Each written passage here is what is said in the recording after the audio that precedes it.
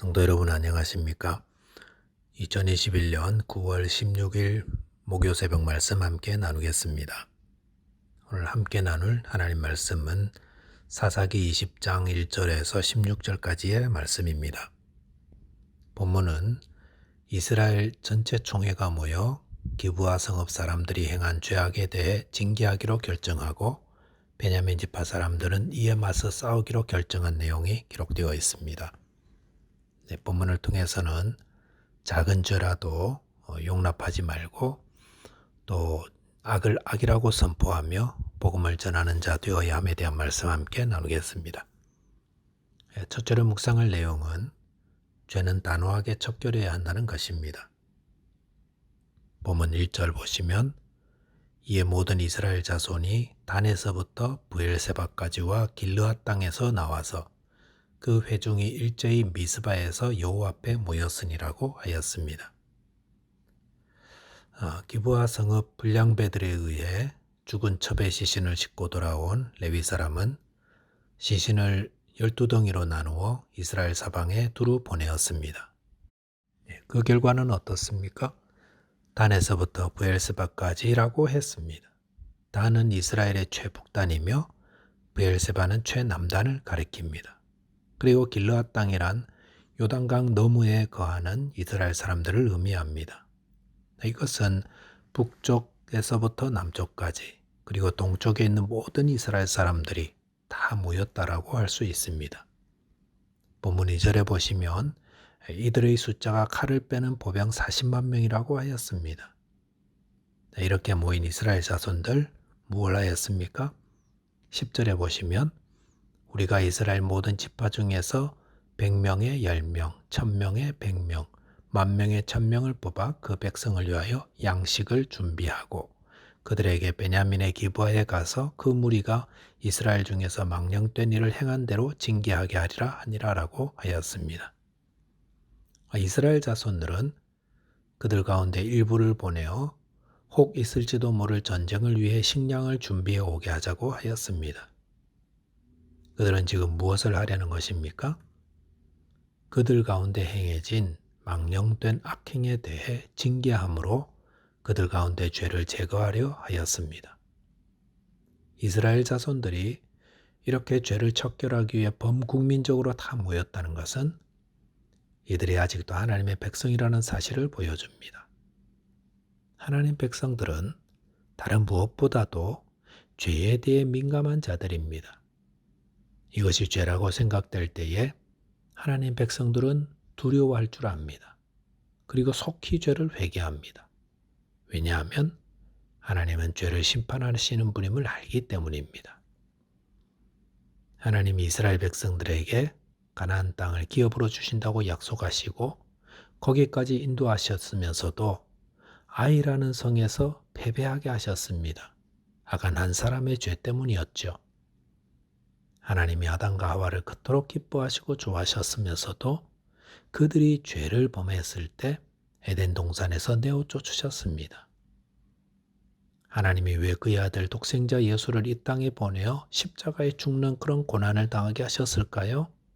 그것도 하나님이 사랑하시는 그의 백성의 죄를 대신 속죄하기 위해서였습니다. 하나님은 공의로우신 분이라 죄에 대해서는 그냥 넘어가지 않으시고 반드시 심판하시는 분입니다. 그러니까 이것을 아는 성도는 죄를 절대로 가볍게 여기지 않고 작은 죄라도 회개하며 정결케 하려고 합니다. 성경은 죄를 누룩과 같은 것이라 하십니다. 누룩이 들어간 반죽은 머지않아 모두 부풀어 오르지 않습니까? 즉 공동체 안의 개인의 죄 역시 누룩과 같아서 그것을 방치하면 그 죄는 공동체 전체를 물들이게 됩니다. 주님께서 두아디라 교회에 있는 거짓 선지자 여선지 이세벨을 용납한 것을 두고 책망하신 이유는 교회 안에 음행과 우상 숭배 같은 죄 짓는 사람들을 방치하여서 온 교회가 이 죄로 가득하게 되기 때문이었습니다. 하나님의 백성들은 무엇보다도 죄에 대해 민감하며 죄를 용납하지 않습니다. 작은 죄 방치하면 누룩과 같이 온몸과 인생을 다 죄로 물들입니다. 우리 안에 있는 죄는 추호도 남기지 말고 다 회개함으로 주님의 피로 깨끗함을 얻게 되시기 바랍니다. 두 번째는 악을 두둔하지 말아야 합니다. 본문 12절에 보시면 이스라엘 지파들이 베냐민 온 지파의 사람들을 보내어 두루 다니며 이르기를 너희 중에 생긴 이 악행이 어찌 됨이냐라고 하였습니다. 이스라엘 총회는 베냐민 지파의 사람을 보내어 기브아 성읍에서 생긴 악행에 대해 물었습니다. 그것은 가해자에게 사실에 대한 확인을 요청하는 것이라 할 수 있습니다. 그들은 피해자 레위인의 말만 듣고 가해자를 징계할 수 없었습니다. 율법은 공정한 재판을 위해 어떤 범죄한 일에 대해 피해자의 말만 듣지 말고 반드시 가해자와 두세 사람의 증인이 하는 말을 들으라 하였습니다. 그렇기 때문에 이스라엘 총회는 공정한 재판을 하기 위해 가해자인 베냐민 지파의 의견을 구하며 신중하였던 것입니다. 본문 13절에 보시면 그런즉 이제 기브아 사람들 곧 그 불량배들을 우리에게 넘겨주어서 우리가 그들을 죽여 이스라엘 중에서 악을 제거하여 버리게 하라 하나 베냐민 자손이 그들의 형제 이스라엘 자손의 말을 듣지 아니하고 라고 하였습니다.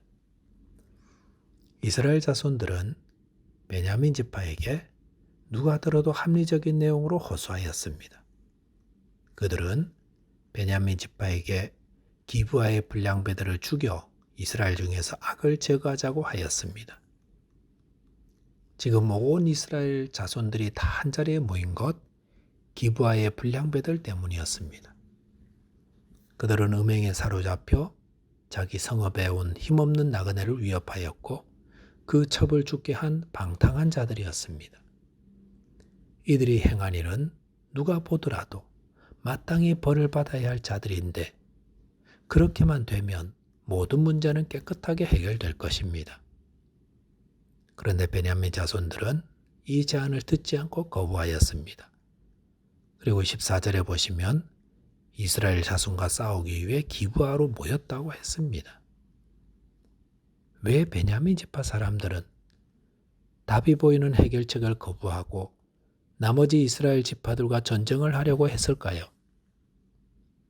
본문을 묵상하면서 곰곰이 생각해 봤는데 아마도 혹시 기브아의 그 불량배들이 유력한 집안의 자녀들이어서 그랬지 않았을까 하는 생각도 들었습니다.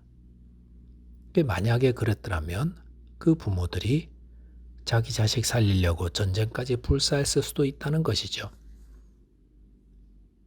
하지만 그 이유가 무엇이든 하나님을 믿는 자라면 그래서는 안 됩니다.